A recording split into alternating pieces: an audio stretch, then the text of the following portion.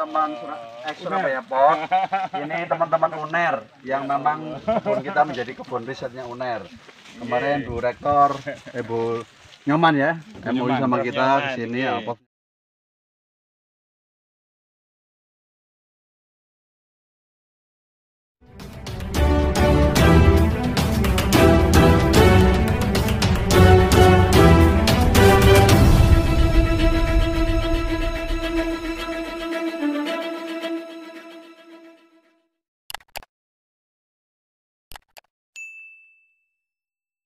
Nyoman ke sini rombongan.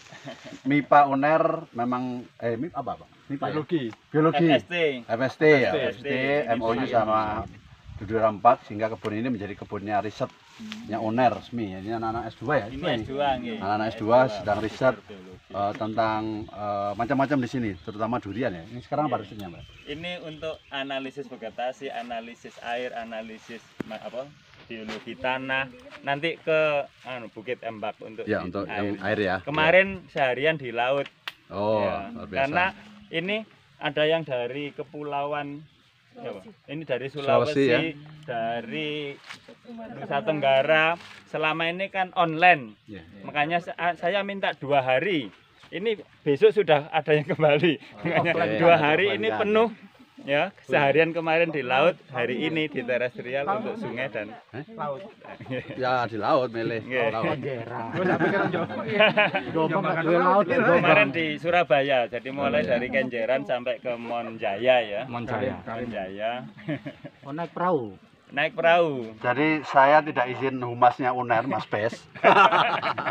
Karena di sini ada kira-kira 14 profesor, ada 25 dokter adalah membernya di Durian Park, termasuk Pak Avandi, Dr. Avandi, ada Dr. Nima, ada Prof. Parto, ada semua di sini menjadi anggota kita yang menanam di sini ya, menanam. Jadi kebun-kebun yang belakang ini bukan punyanya Durian Park secara perusahaan, tapi punyanya member yang merawat teman-teman UNER ini. Ini ya mendemonstrasikan alat-alat.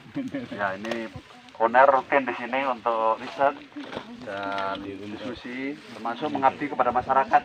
Jadi seluruh petani di Wonosalam dilatih oleh teman-teman dari UNER untuk kaitannya sama pupuk dan sebagainya. Monggo Pak Fandi, ini apa ini? Dalam? Apa ini? Alat apa ini? Jadi ini untuk kecepatan angin, ini untuk diameter pohon, ya. Ini untuk kemiringan lahan, mana tadi? Kemiringan lahan, ini ketinggian pohon. Jadi ini ketinggian pohon. Ini diameter pohon. Tinggi pohonnya apa, Pak? Dirobohkan dulu. Pendek. Kalau tinggi itu harus tegak, Pak. Kalau tinggi tegak, kalau ini namanya panjang. Itu ada guyonan katanya. Jadi nggak tahu. Ini Kartolo kok Pak ini. Guyonannya Madura, Pak.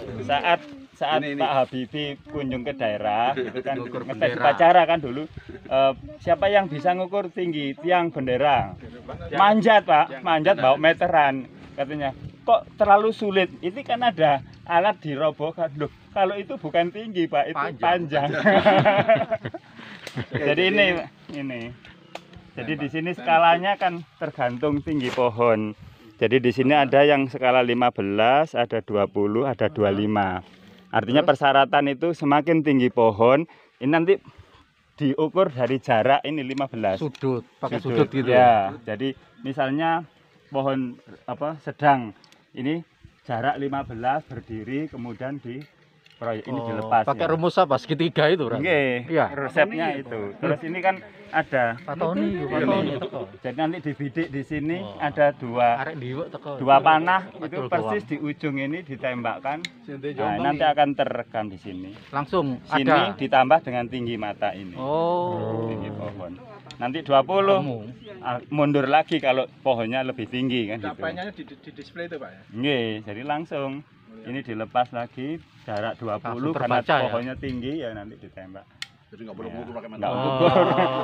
Belum main tinggal ini nambahkan lagi, lebih tinggi lagi 25. Nemono itu Bang Madura. Nah, kalau ini kan kelembaban udara, kelembaban relatif ya. Jadi nanti ini ada termometer basah, termometer kering. Ya, jadi kalau kondisi basah, ini nanti dibasahi mewakili kondisi jenuh, udara jenuh. Jadi misalnya kan banyak embun, banyak uap itu kan jenuh. Nanti kalau diputer ini kemungkinan akan menghasilkan nilai termometer suhunya akan sama. Tapi misalnya udara sangat kering ya, nanti selisihnya sangat besar. Nah, ini tinggal memasukkan saja ke dalam di sini. Jadi langsung dibaca di sini ada suhu kering berapa, suhu basah berapa. Nanti dimasukkan ke di sini langsung terbaca nanti posisinya. Jadi antara himpitan dari dua angka di sini ya menghasilkan angka di sini ditunjuk. Kalau sama ya 100% kelembapan udara. Ya. Kalau terlalu jauh nanti ya semakin jauh semakin. Jadi ini ada suhu basah, suhu kering, suhu basah, suhu kering, tinggal menyatukan. Cukup gitu udah S2 kita ini, Pak ya. S2. Jadi teman-teman ini UNER kampusnya di Surabaya, tapi kampus risetnya di sini. Kampus alam. Kampus alamnya di sini sudah MOU kita dan memang mulai selama 3 tahun sementara MOU-nya kita pakai kebun ini kebunnya risetnya UNER. Nah ini teman-teman ITS sedang ada penjajakan karena mau memberi nama alamat durian di sini. Jadi pakai nomenklatur, jadi pakai alat itu. Nanti durian ini misalnya durian A itu A1 itu di mana posisinya bisa lihat dari Google. Kemudian durian ini berbuah apa belum, sudah dapat pupuk apa belum, kemudian airnya kurang apa belum, juga sudah teman-teman ITS sudah menyiapkan itu. Digabung sama teman-teman UNER yang menyiapkan pupuk. Dan memang kami mengusulkan itu penelitian itu dari berbagai perguruan tinggi atau lembaga riset nanti saling melengkapi. Ya, jadi kami di sini nanti bisa digunakan data primer kami bisa digunakan data sekunder oleh UNESA atau UB oleh ini. Jadi tidak tumpang tindih. Kolaboratif. Jadi oh kami sudah sampai sini, oh saya melengkapi di sini. Itu lebih akan cepat gitu.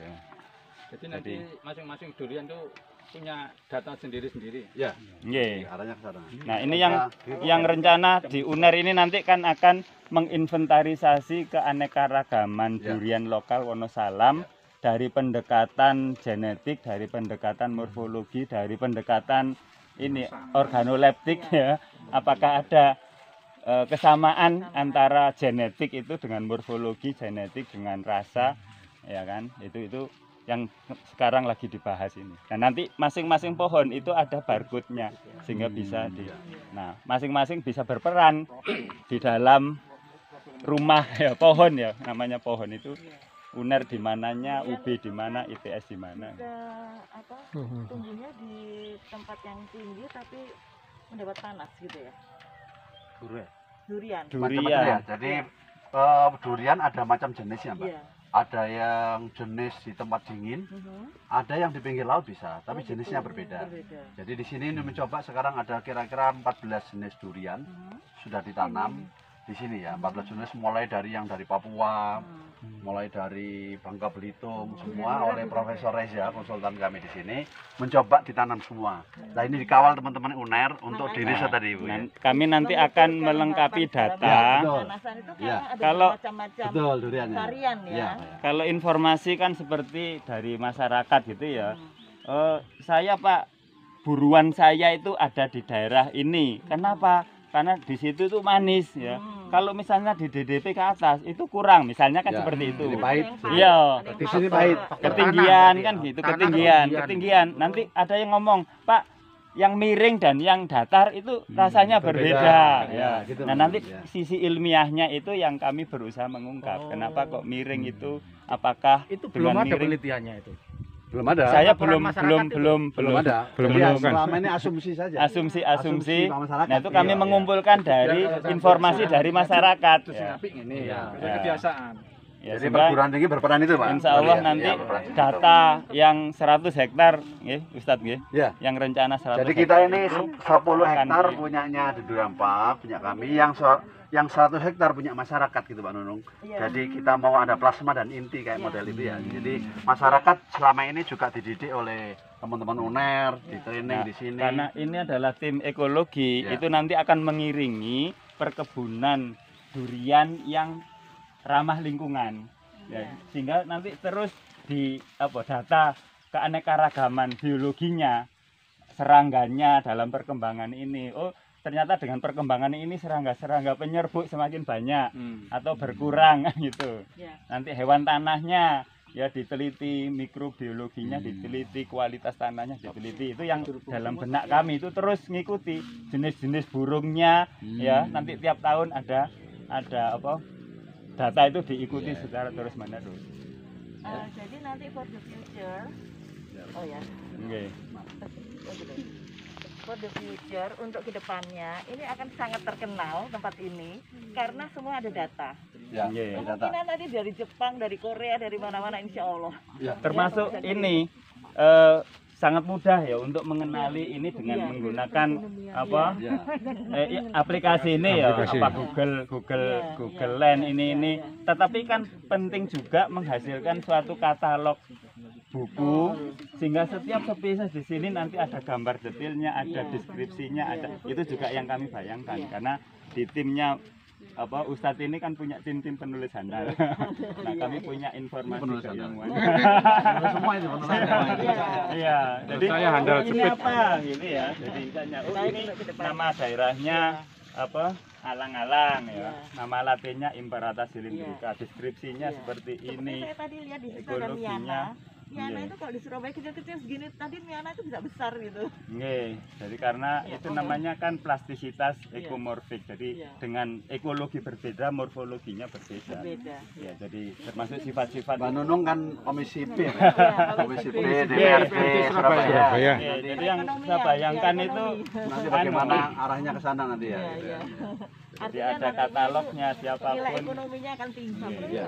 Jadi ini kebun memang bukan sekedar kebun biasa yang kita ingin menjadi kebun riset Iya. yang nanti ada katalognya, yang nanti ada penjelasannya. Bahkan konsultan kami, Prof. Reza, ahli durian Nusantara, satu-satunya di Indonesia, itu konsultannya di Durian Park, sering komunikasi terus sama UNER. Jadi kita webinar, kita Dan apa, kami punya bahas sumber terus. daya yang melimpah mahasiswa, bisa dalam bentuk magang, bisa dalam bentuk belajar mengajar masyarakat, bisa PKL, bisa skripsi, bisa tesis.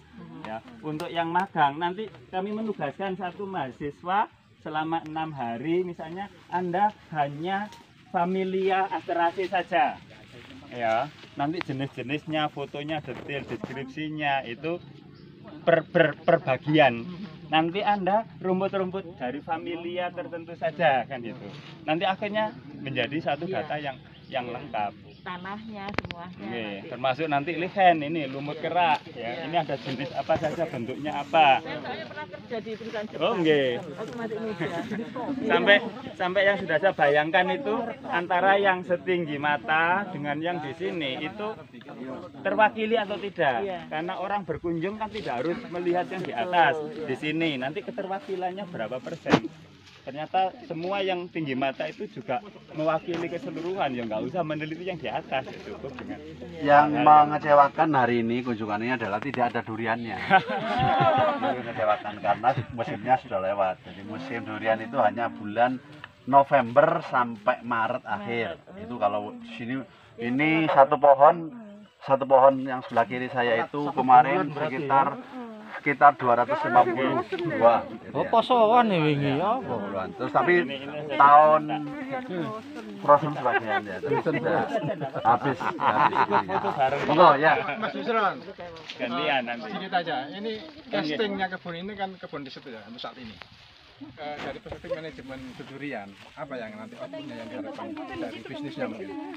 Kalau dari sisi riset kan kita pengen bikin prototip, kalau kita bilangnya prototip sebuah kebun yang terawat dengan teknologi modern gitu ke depannya ya. Tapi kan butuh waktu ya, kita baru 1 tahun 2 tahun ini, jadi butuh waktu 10 tahun lah, 5 sampai 10 tahun. Tapi dimulai dari sini. Kalau dari sisi bisnis, Pak Artoko nggak usah mikir bisnis karena tanah itu setiap tahun berkembangnya nggak karuan. Kalau Harganya? jadi dulu saya beli 65.000 per meter. Hari ini sudah ditawar 250.000 per meter. Jadi hanya 3 tahun sudah sangat tinggi itunya aja dari situ. Kedua, Terkait dengan riset ini, proyek riset ini. kalau riset ini ada beberapa program riset dari Ridikti yang sedang kita garap juga, yang sedang ada di program dia. Jadi riset ini nanti kedepannya ya menjadi Binatang. sebuah temuan lah Lalat oleh tim Lalat? bersama Lalat gitu ya. buah. Maksudnya gini, bedanya kebun yang diriset sama kebun yang biasa. Dengan yang tidak Dewasa, ke depan, ya. nanti mungkin juga ini Tadi Mbak Nunung kan sudah tadi ingatkan jadi ya. embrio Ya, dikembangkan dengan jadi baik. nanti akan tahu, jangan sekedar asal nanam, Iya. jangan asal nyiram. Dasarnya ada, misalnya ini nyiramnya berapa liter, Iya. itu udah dasarnya ada.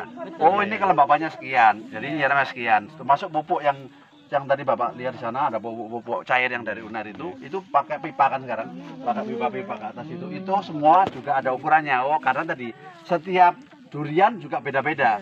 Misalnya gini, kalau hasil riset ini, oh nggak bisa durian ini ditanam di sini, nggak akan berbuah, Iya. karena dia kelembapannya kurang. Nah itu sekarang selama ini hanya feeling masyarakat, tapi selama ini nanti akan didiskusikan, akan terukur ya. Misalnya cengkeh ya, cengkeh ini, kalau orang lokal petani saya di sini yang merawat itu setiap habis panen langsung digali pinggirnya semua, dikasih air sangat banyak. Itu penjelasan di imannya nggak ada, tapi saya tanya sama tukang kebunnya, kenapa kok digali kasih air banyak? Ini seperti orang melahirkan. Kalau habis melahirkan itu tenaganya habis, maka harus diganti air. Kalau diisi air, dikasih pupuk, habis panen.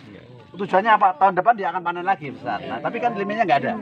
Nah, nanti tugas yang UNER untuk menerjemahkan itu. Dasar ilmiahnya Jadi ada. lokal jenisnya kita Cuman ambil. belum ketemu antara kearifan lokal dengan ilmu. Nah ini tujuannya apa DDP itu fungsinya mempertemukan dua. Ya, kita mempertemukan lokal jenis sama ilmiah. Tugasnya Pak Fandi.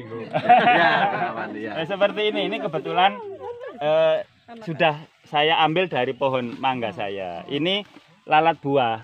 Jadi kalau Bapak Ibu makan jambu air, jambu biji, ini belimbing, itu ada ulatnya. Ya, ini biang keroknya itu ini. Iya, lalat buah. Yang anu gantung itu. Yang ini. Ini sudah lama. Ini terakumulasi. Jadi kan lupa Fandi kok jambunya bersih, belimbingnya kok bersih. Rahasianya apa? Enggak tahu kalau ada rahasia ini. Kasih apa? Karena ini kan ketangkap ke sini semua. Ya, ketangkap. Nah, itu sebetulnya senyawa kimia yang diekstrak dari pohon ini. Namanya metil eugenol. Pohon apa ini? Ini cengkeh. Metil jadi ini tapi sudah dijual, sudah dipatenkan produknya. Produknya namanya petrogenol. Ini pohon cengkeh di anu.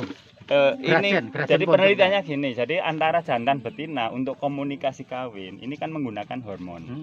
Ya, jadi betina menghasilkan hormon, hormon itu sifatnya volatil, nanti terbawa oleh angin, pejantan bau datang mendekati proses kawin. Nah, hormonnya itu apa? Kemudian orang-orang biokimia mengkarakteristik sampai sifat kimia, ternyata itu adalah metil eugenol. Oh, ternyata metil eugenol itu ada ekstrak dari cengkeh ini adalah itu, kemudian diproduksi skala pabrik kan itu. Dasarnya kan perilaku hewan tadi. Berarti ini untuk jaring lalatnya. Nangkap masuk namanya ke sini. perangkap. Nah, ini kan ada lubang. Oh iya iya. Jadi dia masuk ke sini. Kenapa saat masih gelap? Ini perilaku lagi. Serangga itu cenderung Dibohongin mengarah lalatnya. cahaya. Ditipu lah. Ditipu. Dipikir banyak betina. Iya. Nah, makanya ini tadi saya demokan ke mahasiswa. Ini kan pohon buah-buahan kan gitu loh. Jadi juga ingin menginventarisir jenis lalat buah apa. Kalau di kampus UNER sudah, mahasiswa kami bimbingan skripsi tahun kemarin itu ada 7 spesies kan itu. Ternyata di Indonesia itu juga banyak spesies. Nah, setiap ini itu khas sehingga ada namanya. Namanya itu ngikuti jenis. Jadi jenis belimbing itu jenis lalat buahnya berbeda dengan yang ada di Lombok, yang ada di sini. Makanya kadang-kadang ada orang yang punya buah jambu, belimbing, itu foto winginane. Dibungkus ya. dibungkus dia selamat. Selamat. Artinya, Nggih. sampai matang dia bagus. Bagus. Tapi kalau enggak busuk ya. Nggih, ya pada ini jarum. biang ternyata keroknya biang ini. keroknya. Dan ini pernah saya saksikan satu ekor individu itu Iya. di satu buah dia oviposisi namanya ya, kan ovipositor, meletakkan telur di dalam. Pindah lagi, nusuk lagi, pindah lagi, nusuk Ketika lagi. dibuka buahnya ini kan bukan kayak ulat. Itu Biasanya anunya, jambu Pak. yang banyak. Jambungnya, larva. Iya. Larva. Kalau dewasanya nanti jadi ini lalat buah ini. Dan ini sudah ada 2. Tadi dari rumah 1, sekarang ini kan sudah nangkep yang ada di sini. Nggih. Ini Gantung itu aja Pak Fandi. induknya, Pak. Tapi yang dia meneletakkan telurnya pada fase umur buah tertentu, saat buah itu sudah manis, dia menetas menjadi Ayo lanjut sana. lalat. Ayo. Jadi Baik Pak Fandi. ulat. Monggo Nggih, lanjut. Pak Fandi, nggih. matur Lanjut, suwun, Pak jalan-jalan dulu. Terima kasih adik-adik mahasiswa. Selamat beraktivitas. Selamat. Pak Fandi.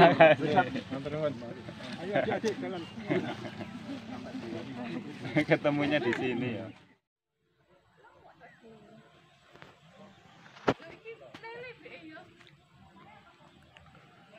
Ini labnya ya. Lab bibit tanaman durian.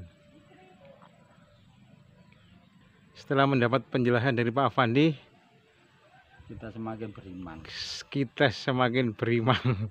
pada Allah bahwa Allah itu telah menciptakan makhluknya dalam banyak hal. Jadi setiap tanaman ini ternyata ya sama dengan manusia, ada Ada keunikannya ya. keunikan-keunikan. Sangat kompleks. Kompleks. Jadi kalau manusia lagi sedih, susah, itu tanaman juga Terpengaruh. merasakan. Ternyata dia sering busuk, sering macam-macam, itu sedih dia. Ada Karena ulah manusia perusak, juga itu ya. iya, ada perusak-perusakan. Karena Jadi, itu manusia harus selalu gembira. iya, enggak usah ngeluh. Ngeluh. Iya. Nah itu tinggal perusaknya ini ditangkepi, Iya. jerat. Ternyata jeratnya juga unik tadi itu. Iya. Ada apa? Ada Jeratnya nggak perlu datangkan jerat. yang lain, cuma perilaku musuh itu seperti ini, sudah dibuatkan lubangnya untuk bisa masuk situ supaya terjerat. Jadi menjeratnya itu sudah disediakan Tuhan di situ ya. Ini nggak perlu angel-angel. Termasuk kita juga gitu mungkin ya. Jadi kalau ada kesulitan itu betulnya kita sudah diberi Obatnya di situ. imun oleh Allah, itu ini loh caranya. Cuma kita belum bisa mengungkap Iya. rahasia Jadi itu setiap gimana. kita sedih itu sebenarnya ada obatnya di dalam diri Dalam kita. diri kita. Tidak Itu perlu nggak jauh-jauh perlu mencari. jauh-jauh mencari sana sini. Cuman bagaimana mencarinya itu Nah, itu yang harus diilmiahkan kayak yang dari UNER diilmiahkan. tadi gitu ya. Iya. Hampir Iya. saya pikir semuanya begitu. Ya itu mungkin sistem Tuhan itu ya. Kalau punya utang ya, Nah, kalau punya utang gimana ya caranya? kalau punya utang ya dari diri kita sendiri. Iya. Ya apa caranya penyakit utang itu bisa digempur habis-habisan, itu ada. Ada caranya sendiri. Ada. Ada rahasia yang diselipkan di diri kita sendiri. Iya, iya. Iya, iya. Cuma kita belum bisa mengungkap. Ini artinya kita belajar dari durian ini ya. Durian Pak. Durian pak. Yang nggak tahu begitu akhirnya ya melakukan tindak pidana kriminal. Iya. Kalau Nah, Pak Nur Fakih lihat apa yang dilakukan Ustadz Yusron gimana itu? ya inilah satu terobosan keilmuan dan terobosan kreasi yang menurut saya ini mau nggak mau ini adalah hidayah. Allah sudah memberi petunjuk pada Mas Yusron untuk terlibat di dalam ekosistem lingkungan yang menurut saya ya cukup menjadi subhanallah lah. Dulu nggak pernah seperti ini, sekarang langsung oleh Allah diberi hidayah. Ya ini namanya hidayah, petunjuk. Kamu kesini aja Yus. Nah, Urusi kebun ini. iya harus kebun ini, kamu nggak usah mana-mana. Iya, iya, iya. Ternyata bisa. Ya ini petunjuk yang menurut saya. Biasanya kan beliau keliling Indonesia. Iya, nah, keliling ke Indonesia itu juga merupakan satu hidayah juga, dia mapnya itu jalan. Iya, iya. Sekarang balik ke kampung halaman. Ternyata hidayah itu tidak hanya satu, banyak sekali. Iya, iya, iya. Cuma kita sering telat membaca, menangkap hidayah. Ini di sini aja duriannya banyak nih, Ustaz.